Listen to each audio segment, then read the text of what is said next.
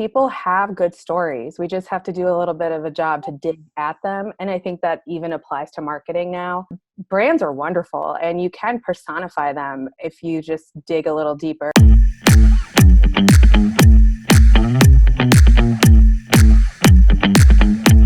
Devika, it's really great to have you on the show today. Thanks for having me. Hope you guys are doing well.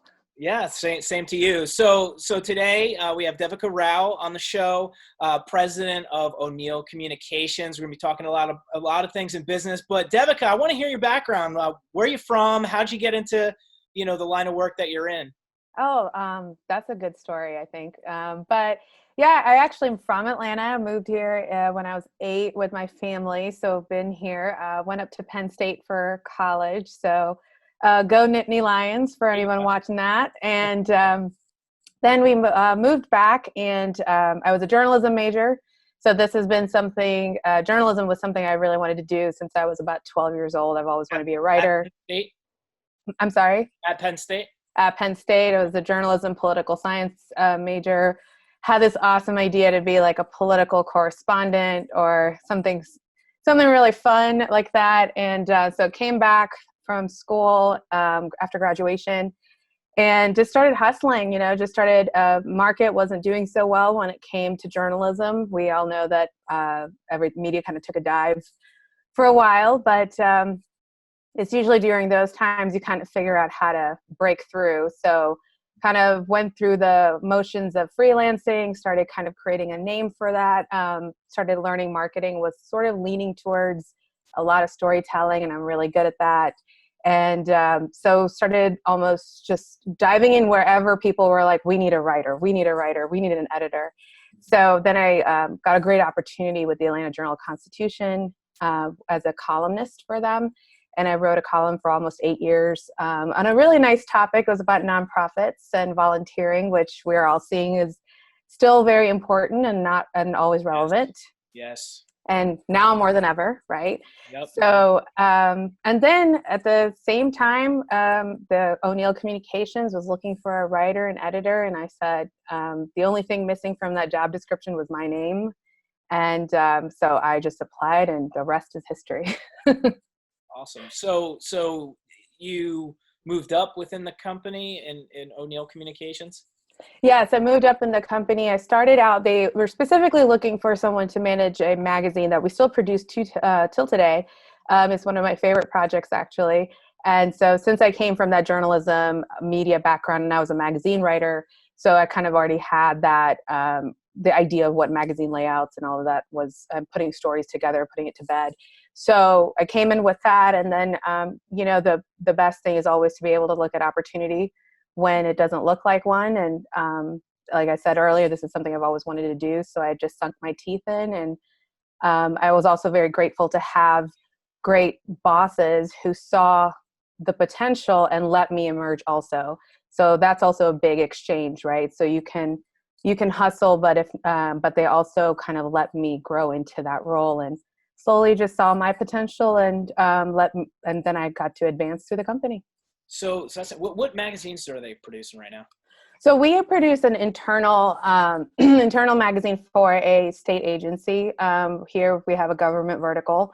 So they have we work with the Disabilities Council of Georgia Council on Developmental Disabilities, and they have a beautiful magazine that goes out to their internal audience. So we've been producing that, and now we went into digital. We moved it into digital. I was about to say, print magazines. How are you guys holding on? I know, it was a print magazine. It was beautiful. I loved it. I love print. I'm still very analog when it comes to life in general. But yeah, so we pivoted to our digital, but it is still a very high-end, high-glossy magazine with a lot of good features, a lot of good stories. So we really took to the journalism in developing those pieces, and that's where that journalistic side kind of gets itched a little bit for me. So it's nice to know that my original love has not kind of gone away. I get to kind of still do it in different formats now. But yeah, so we produced that, and we produced other big books like that for other clients. But right now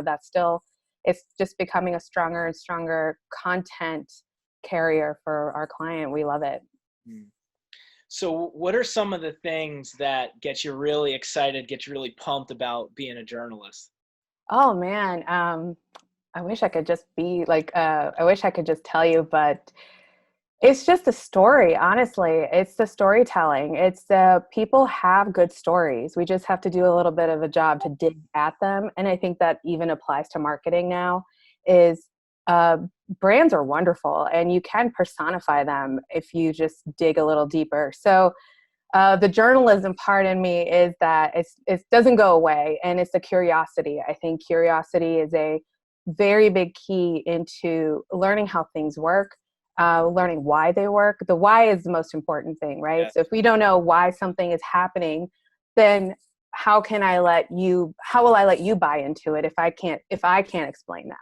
So that's my big thing of why I love journalism so much, and good journalism. I'll say that is that good writing, good Storytelling, investigations, especially in the and marketing just aspect good, of it, that is key. I mean, good so sharing of knowledge. our Like, company is we we're have a more lot to video, right? say, and So just how we video say it, is and we have the to be absolute, clear, and just telling best a in my good opinion. story. I'm And I just a think little that's what I love jaded about journalism for of sure. storytelling, right? So I've been in the entertainment storytelling, business for many especially years, and in the producing marketing aspect of content. it, It's funny that because is key. I we mean, get some so of these people that our have company never is been we're on camera more before, and video, they're like, right? "Well, what should So I talk about?" I'm like, video "Well, just talk is about your the story." absolute right. Just talk about your Best in my story, opinion. I'm just a because little jaded. people are interested Of storytelling, in right? your So I've been in the story, your entertainment journey, business your for ups, many your years, downs. and Talk about that. producing So content. people It's know funny who you because are. We and get that's some of what these makes people great that content. have never been on camera before, and they're like, "Well, what should I talk about?" I'm like, "Well, just talk about your story.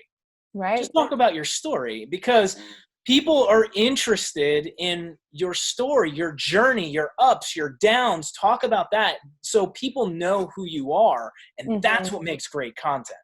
Authenticity, right? It's about authentic. And I think you're seeing that across the board. Now you're really seeing it coming out of this current crisis we're in, but you were already seeing brands pivoting, regardless if it was a personal brand or if it was a big company, a Fortune 500, et cetera. It's about that story. It's not even polished anymore. And you and I were talking about a little bit earlier, it's about, let's mess up, not too much, don't mess up too much, but let's show the behind the scenes. Let's show how we got here. People resonate to familiarity. Yes. People are change. We are all very slow to change. It doesn't matter who you are.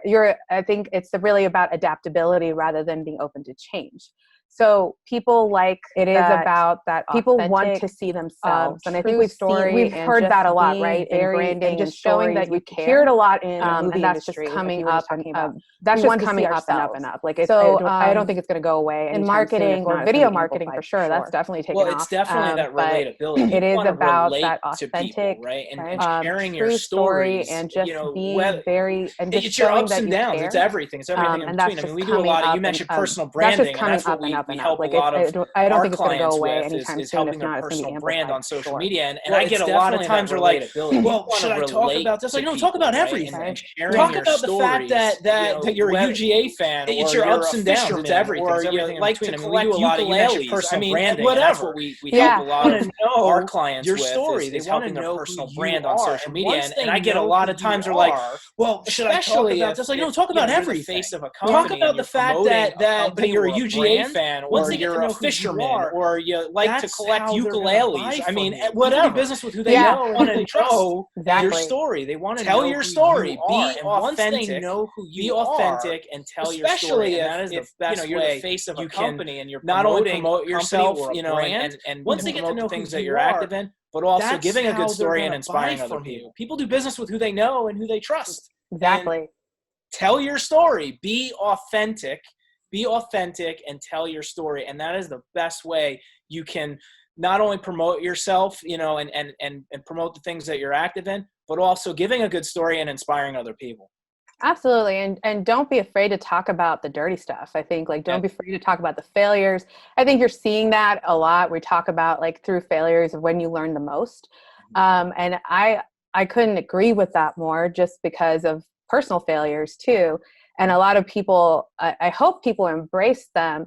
And I think, just in general, whether it's personal stories or you're seeing the growth of brands or growth of people, if we can always find a way to link how we got here to something that happened. So connecting is a really big thing. So connecting the story, connecting, wow, like if I hadn't done XYZ in 2010, and I can even do the map for myself, right? I can even do the story map of like, if I hadn't done this Yep. and I hadn't done this, and there were some misses, you got to just cast a net and say like, I'm going to try everything, because something's got to hit, but lightning is not going to strike the first time. But wherever you are, there's been a path that leads you here, and you just have to be appreciative of it, but you also have to learn from it and honor it. I think a lot of people need to honor that, and whether it's marketing or whether it's personally, you got to honor that. Myself, and I think this is the case with a lot of people, is you learn more from your failures than you do from your successes. Oh, and, yeah. and I always say that, you know what, fall down 7 times and get up 8. Yeah. Because eventually that thing that you're after, you're gonna get to it. It's just, you gotta fail first. You gotta fail first. Times like this either will bring out the best in people or the worst in people, and it's your choice. Mm-hmm. I think you're right. Like a crisis shows a lot about things, right? Like crisis is when things kind of go down, when you're going through adversity is when the real character shows up, whether it's personally or professionally. That's when character is put to the test. Who are you going to be during when things are getting tough? And that you, like you said perfectly, learn from the failures. Where do you pivot personally, pivot work-wise? We saw that happening in 08 and 09, right? We saw the pivots happening, we saw innovation take a pivot, and you're going to see that again and again. So the lesson here is, how do you keep in the present, understand that you're going through something personally, globally, locally, everything. But how do you keep moving forward? How do you get up every day and say, okay, I'm going to just tackle this for today because I got to get to tomorrow too? And it's a very, very postcard Hallmark saying right now, but right. Exactly what you're saying. It's like, learn from the failures, learn from adversity. And it's horrible. It's tough when you're going through it, no doubt. But eventually you do come out on the other side. It's great information. So I heard a couple of things. You were mentioning something about the 5 W's. I think it's something you learned in journalism school. So you want to share that? Yeah, I hope my professors are still proud of me for remembering that. So yeah, the 5 W's, that's like the core value of journalism. I mean, amongst other things, of course. But I still remember it was the who, what, where, when, and why. And we kind of touched about that a little bit earlier. But I love those 5 W's. And so I'll tell you quickly, like, I started in magazine writing, and that's long form. And I love good magazine writing still today. Like, I can read a good article, like the meaty ones, they're delicious. And so when I moved into the newspaper with the AJC, I had to learn to just chop it down, because I only got so many inches of space. I had to tell a whole story in a very small amount of time. I didn't get 4 to 6 pages of 3,000, 4,000 words. I had to do it in like 250, but I had to make the impact in like 250, 300 words. So talk about a lesson in writing from real life experiences. So my editors would always be like, you need to cut it down. You need to cut it down.